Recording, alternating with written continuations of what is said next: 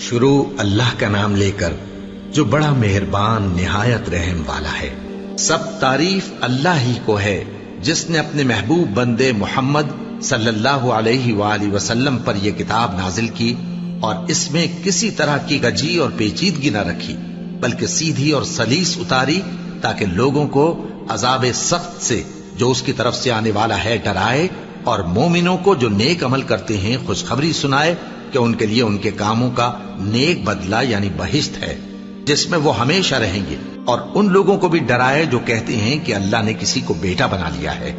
ان کو اس بات کا کچھ بھی علم نہیں اور نہ ان کے باپ دادا ہی کو تھا۔ یہ بڑی سخت بات ہے جو ان کے منہ سے نکلتی ہے، اور کچھ شک نہیں کہ یہ جو کچھ کہتے ہیں محض جھوٹ ہے۔ اے پیغمبر، اگر یہ اس کلام پر ایمان نہ لائیں تو شاید تم ان کے پیچھے رنج کر کر کے اپنے تئیں ہلاک کر دو گے۔